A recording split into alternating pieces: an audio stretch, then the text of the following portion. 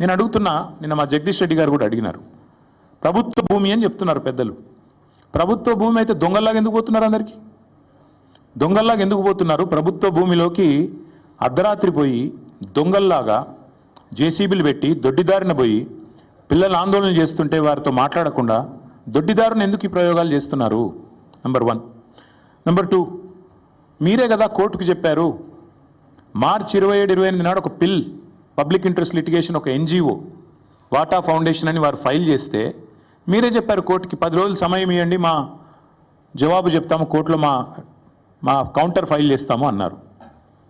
మరి ఆ 10 రోజులు ఏం పడిపోయిందని వాళ్ళ బుల్డోజర్లు పంపి అర్ధరాత్రి అపరాత్రిని లేకుండా ఉన్న చెట్లన్నీ కూలగొట్టి అక్కడున్న పశువులను చంపేసి అక్కడున్న పక్షులను గూళ్ళు చెదిరేటట్టు చేసి ఈ 10 రోజులు దొంగల్లాగా ఎందుకు వ్యవహారం చేస్తున్నారు? ప్రభుత్వ భూమి అన్నమాట నిజమే అయితే ఎందుకు ఈ దొంగ వ్యవహారం? ఎందుకు పగటిపూట పోవట్లేదు? ఎందుకు అర్ధరాత్రి దాడి చేస్తున్నారు? కోర్టు సెలవులు చూసుకొని శనివారం, ఆదివారం, ఉగాది, రంజాన్ ఇవి చూసుకొని వందల వాహనాలు అక్కడ పంపి బుల్డోజ్ చేస్తారా? ఇదేనా ఒక ప్రజాస్వామ్యంలో ఒక నీతివంతమైన పరిపాలన అందించే వాళ్ళు, ప్రజాపాలన అని చెప్పుకునే వాళ్ళు చేయాల్సింది?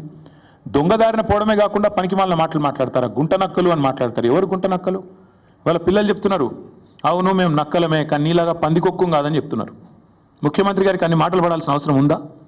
పిల్లలతో పిలిచి మాట్లాడొచ్చు కదా. అరే ఇంత దారుణంగా, ఇంత అన్యాయంగా హైకోర్టు ఎన్నిసార్లు తిట్టిందండి? ఈ హైడ్రాతోని వీకెండ్స్ పని చేసుకుంటా, శనివారాలు ఆదివారాలు పని చేసుకుంటా, కోర్టు సెలవు దినాల నాడు హైడ్రాతో మీరు కొడుతున్నారు పేదల ఇండ్లు, ఇంకోసారి పిచ్చి చేస్తే హైడ్రాను రద్దు చేసి పారిస్తాను కూడా హైకోర్టు చెప్పలేదా? అయినా మీకు బుద్ధి రాదా నీ ప్రభుత్వానికి? బుల్డోజర్లు ఎందుకు పోతున్నాయి ఆదివారాలు శనివారాలు ప్రజల మీదకి? అంటే ఎన్నిసార్లు కోర్టు చెప్పినా, హైకోర్టు చెప్పినా, సుప్రీంకోర్టు చెప్పినా నీకు బుద్ధి రాదా? ఇంగితం రాదా నీ ప్రభుత్వానికి? అక్కడ పులులు లేవు, జింకలు లేవు అని పంచ్ డైలాగులు చెప్పడం ఏముంది నాకు అర్థం కాదు. అక్కడ ఏముందో కనీసం ఎప్పుడన్నా పోయినావా నువ్వు? పిల్లలు చెప్తున్నారు, ఈరోజు ఫుట్బాల్ ఆడడానికి వచ్చినాడు, భూముల మీద కన్నేసినాడు, ఇప్పుడు మమ్మల్ని ఫుట్బాల్ ఆడుతున్నాడు, మా భూములు గుంజుకుంటున్నాడు అని పిల్లలు చెప్తా ఉన్నారు.